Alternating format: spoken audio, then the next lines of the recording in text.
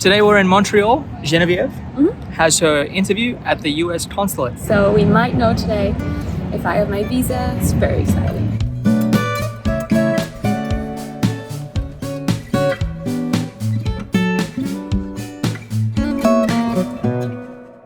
Hey everybody, welcome to Vlog 1. In this video, we're going to talk about our relationship journey and immigration process. Going from me being an Australian living in the US and Genevieve being a Canadian from Quebec coming down to Nashville for us to live together and begin our marriage and life.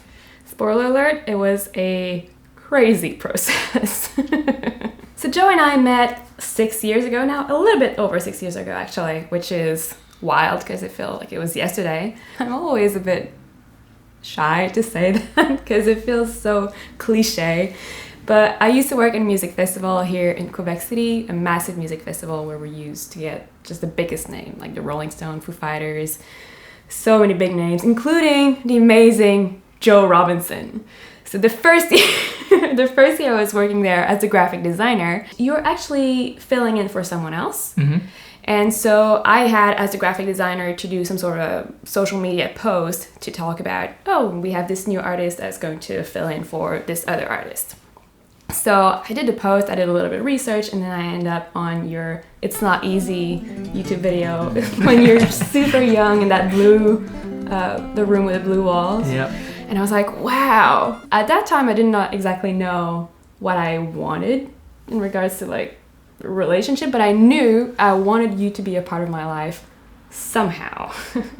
So fast forward to a few months later, when it was actually the festival. I went to the show, you were playing 2 nights, I went to the second night, and I was like, okay, that man is something else. And so after the show, I came up to you and asked you if you had the time to visit the city. Being there 2 nights, I was like, you must have visited a little bit. Quebec is really beautiful, especially in the summer. And you said no. And so I was with one of my friends at the time, and you were with your band. You were a trio for that show. And so I asked you, do you want to come and visit the city? But mind you, it was after the show. It was late. Yeah, it was probably 11 p.m. I remember we arrived here in Quebec, and we were in this huge music festival, and we played this cool club, but we had no idea of where the festival was or how it was all going. And then we met these 2 really lovely girls who worked at the festival, and so we thought that's a perfect way to see what this festival is all about. So we just walked around until I think 3, and you had to catch a plane in the morning to fly back to, I guess, Nashville or somewhere. But somehow managed to sneak in my business card because you had an album cover to make. And so that's how we stayed in contact at first. And before getting into kind of a romantic relationship, we just used to first send each other emails about work stuff. I went to Nashville to do the album cover, and then eventually, like a year later, you came up to Quebec, and that's where we started being a little bit more than just work acquaintances. Yeah, no, I really look back on the days when we were messaging, getting to know each other. It's been a really nice time. It just naturally evolved into something really special. So I don't play guitar to get chicks. Like some people will be like, oh yeah, that's why I started playing guitar when I was a teenager, because I wanted to get the chicks, man. It's like a thing. But it's funny that we met at a music festival. I guess, there is something to being a musician. I mean, can you imagine how much my coworkers were teasing me the next morning when I told them, oh yeah, it was my second night of the festival, and I met this Australian guitar player. I swear we had this really special connection. Like, they were all, what are you talking about, girl? But it worked out.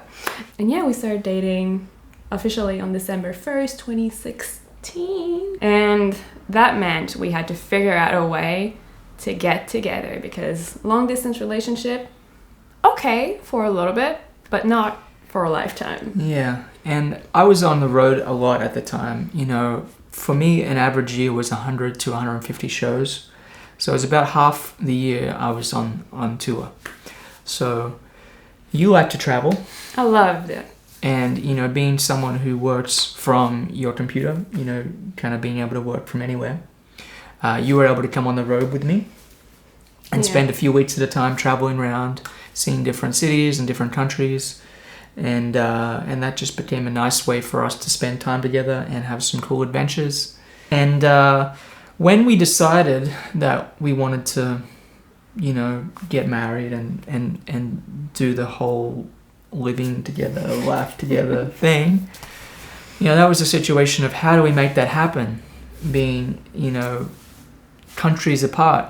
I'd been living in the US for 5 years at that point, and I was eligible to I've been living in the US for 10 years, but with a green card for 5 years, so I was eligible to be naturalized as a US citizen. That would allow me to do a number of things, including bring some family of mine over from Australia one day if I'd like, as well as bring you to the States if we get married. So I decided to become a naturalized US citizen. I have a terrific immigration attorney who's been with me through my whole process of moving to the States 10 years ago. And she sat down with us and just outlined the process that she recommended we go about, which is the K1 process, famous from 90 Day Fiancé. So the K1 process is an epic adventure that starts with a petition, and you create this document with evidence of your relationship, photos and screenshots of text messages and call logs, and me signing a piece of paper telling the government how much I love you. And needing other people to sign a piece of paper telling the government that they believe that we do love each other. Yeah, letters from our parents and from friends, all kinds of different evidence. And typically the process for the petition takes like 5 to 7 months, and the whole visa process takes, I think, 7 to 11 months. Ours took over 18 months due to the pandemic. So once we're done with the petition, that's kind of a whole ordeal, just getting that ready and prepared. But once you just send it, basically you wait, you cross your fingers, and eventually you get a piece of paper or like a letter or an email actually that we got that just said, yay, the government believes that your relationship is in good faith. So once we have that, we're able to move on with the process. And the next few steps are basically getting a medical appointment. And once the medical records are approved and everything is fine, you go and do the interview, in which there's an officer that is just standing in front of you, asking you questions about the relationship, making sure that it seems right and not fishy. And if the officer decides that you are, doing this thing in good faith, then they give you the visa. That's roughly the process. We're gonna get back to what that looked like for us later. But Joe touched at a very interesting point, which is the pandemic. So usually, you said that this process takes less than a year. And this is one of the reasons the attorney recommended we go with that visa as opposed to getting married outside of the States and then applying for the green card right away, which takes a little bit longer, I think. But then once you enter the States, I would have my residency, which right now, once I enter the States, what we have to do is get married within 90 days and then apply for the residency. But usually the K1 is just faster, so we're like, let's do that. But the pandemic was like, no. We're going to stop the entire process because the consulate were actually closed. Well, they were not processing visas for a while, which meant everything was up in the air. And not only up in the air, the borders closed, which means we spent over 9 months at one point just apart from each other. In a time that we were actually thinking, you know what? No, we're doing the visa. This is the end of the long distance. Nope. Yeah, this really happened in the middle of the pandemic. I mean, I was in China December 2019, right before this all went crazy. And I was on the road through December, January, February. I became a naturalized US citizen in February of 2020. And I actually had a show in Los Angeles, flew back to Nashville. You were with me. I was with you. Flew back to Nashville, became a citizen, and then flew back to San Francisco to play another show. So I was literally naturalized in the middle of a tour. So I became a citizen, and then we went about, getting the K1 paperwork together. And I was on tour on the West Coast in March, and you were with me and flew back to Canada. And then everything shut down. All my tours got cancelled, and I went back to Nashville. And of course, the whole world was like, "What's this gonna look like?" And our K1 was sent off. There was all these shutdowns. Parts of the government were closed. We didn't have a lot of communication because it's kind of like the DMV of immigration. You know, it's just like this department that's so hard to get any information from.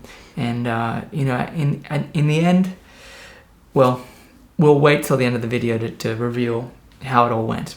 There's beauty in us having to be apart for such a long time and kind of having to stay at home, because it allowed us to do a lot of really cool creative stuff. Like you did the album Borders, which is all about borders. Yep. And just kind of relationship, and it's a really sweet album. It's all about her. And it allowed me to, you know, create my channel from scratch, which is now my job, which is completely crazy. But eventually, the borders opened up. Well, not really, actually. I'm kind of lying right now. But there was an exception, or an authorization, I should say, that you could request being extended family to enter Canada. So when that happened, you applied. It took almost 2 months, I think, the first time to get that authorization. You had to get everything signed by... And it took a year for them to make that available. Yeah, that's true. I forgot that important little detail there. But that meant you were able to come back and visit for a month, which you did a few times. And this trip, I think you arrived in late August, I think. And it was supposed to be one of those 1 month trip on the authorization. But a week before you left, we actually got a little email from the government that said, you know what? You have your appointment on October 7th. That was a great moment. Yes. You're probably going to figure that throughout the vlog, but I cry all the time. I'm just a very emotional person. Every time there's an emotion, good or bad, I just cry. So it's going to be interesting for the wedding. It's true. So there was a lot of crying and just laughing, and just the realization that we did not have to be apart from each other ever again was such a relief. It would have been lovely to have a video like this when we were going through the process. Yeah. To understand what it's like. And you know, since we've made it publicly known that we're doing the K1, I've had people reach out to me and say, "Oh, you know," one man said, "My son's doing the K1. How long did yours take? Because, you know, he was told it was going to take like, you know, 5 to 7 months or so, and I see yours took a lot longer. Why was that?" So, you know, we were at a point where the National Visa Center took so long to send through, you know, just the notice that they'd received our petition. I mean, like over 6 months. I mean, before we got the notice that they received the petition, the thing we filed was already expired, I think. Yeah. Like, it's just a nightmare. And we were getting ready to file for congressional intervention. But this is going to be a wonderful step of us living together and starting to build our life. So it's a very exciting time. And to anyone who might be doing the K1 process, it's definitely not as crazy as they make it seem on the TV show, in the sense that like it's not at all drama. It's just long. And honestly, sometimes I kind of wish there was a little bit more drama, because it was really boring. Yeah. I was just waiting without hearing from the government for months and months and months, and it was like, okay. Well, I think on the show, part of the drama is when people live together. Oh, yeah, it's kind of the after. When they take people from such different cultures and then put them together, and it's like, so I think we're gonna have our challenges, as anyone does. We're gonna have the drama in the next few vlogs when we're actually move and get married. That kind of brings us to today, where it's like, okay, we have the appointment. What happens next? We have to go through the medical, which is in Montreal. I live in Quebec City. Montreal is a few hours away. And just kind of coordinating all of that. I thought, let's bring you with us through all of these appointments and maybe even getting some more information on this. Yeah. Okay.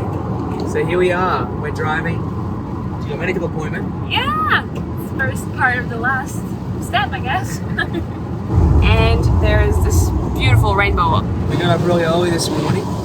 We got up 4:30, 4:45. Yeah, because the appointment is in Montreal and I live in Quebec. We had a well, we're in the middle of a 2-hour, 3-hour drive depending on traffic. Hopefully it'll be all good, but yeah. It started raining a little bit, but we're having a nice morning so far. There was a radio station that was celebrating their anniversary, and if you entered their giveaway, you could go on the chance to win a refill of your propane tank. We have another hour and 30 minutes to go roughly. My Waze has a different arrival time than your Waze, so we'll see whose Waze is most accurate. Okay, so here we are. We arrived in Montreal. We did it. It was a smooth trip. Yeah. Pretty early start to the day. You're about to go for your medical appointment, and I'm about to sit in the back seat and play Christmas songs. Keep in mind it's September 24th today. Yeah. And the appointment apparently goes for 3 to 4 hours, so hopefully I'll get Let It Snow arranged in that amount of time. But hopefully everything goes well today. I'm sure it will. Yeah, I think this was the hardest part. Yeah, driving, making sure we're there on time. There was not too much traffic, because it can be bad. Yeah. But we did it, so it's all good. Now, unfortunately, I could not film. Well, obviously, I could not film during the medical appointment. But if you're wondering what the process is like if you have an appointment similar to this, seriously, don't be stressed about it. It's just long. You just have to wait a long time in a waiting room, and then eventually you see a doctor for like 5 minutes, and they just ask you basic questions about maybe some medication you take, and if you have prescription glasses and stuff like that. Then they send you back to the waiting room for a few hours. And eventually you'll be called by a nurse, or at least that was the process where I went. And the nurse will go with you over all of your medical history in the past, what happened if you had any kind of surgeries and stuff like that. And if all is good, they will send you to get x-rays. And once everything is done, they are going to run through the test once more by themselves and just send the result to the consulate so that you are ready for your interview. So today we're in Montreal, and Genevieve has her interview at the US consulate. It's the final step, hopefully. In theory, it's the final step of the whole process, so we might know today if I have my visa. If not, it might be in a few days. So hopefully next time you see us, we're gonna have some good news, and if not, we'll figure it out. That's part of the adventure. Well, we got it! We have the visa! So it was super easy. The officer was really, really nice. He asked 2 questions. One of them was, what are our wedding plans? And we'll talk to you about that a little bit later, but it involved Rodney Crowell. And the officer, when I mentioned Rodney, was like, oh yeah, it's a really, really cool musician. And so we kind of had a little connection there. We should get the visa in the mail within 2-3 weeks, which is very, very exciting. Such a weight that's been lifted. Yes. It's really an amazing feeling, because we've been working to this point for years. Now we're on the way back to Quebec. We're in traffic, so. Yeah, it was in this really kind of center of downtown Montreal, in this building, and you couldn't take your phone or anything. No. So I stood outside with a backpack and paced back and forth for 2 hours, and I was so happy to see you walking out the doors with a huge smile on your face. Yeah, I was so excited to tell you the news, and just, I know it would be such a relief, because it's been stressful days, stressful weeks. It's still, there's a lot ahead, but this is amazing. What lies ahead we have more control of. Everything is going to be. And the whole visa waiting for the government. Yeah. So. Process. And there we go, we have it, the famous visa that we've been waiting on for so long. We have it in our hands. There's also a stack of papers about this big that says, do not open, just give it to the immigration officer. I'm so curious to see what's in that envelope, but we're gonna listen. We're not gonna open it for sure. But what that means is now we have the visa, we get to just pack up my entire apartment, record a Christmas album, and then drive to Nashville. So if you want to join us on this adventure, we're gonna vlog everything. Make sure you subscribe on the channel, give this video a like, and we're really excited to have you with us. You can't play Silent Night when it's just a beautiful day outside on the lake.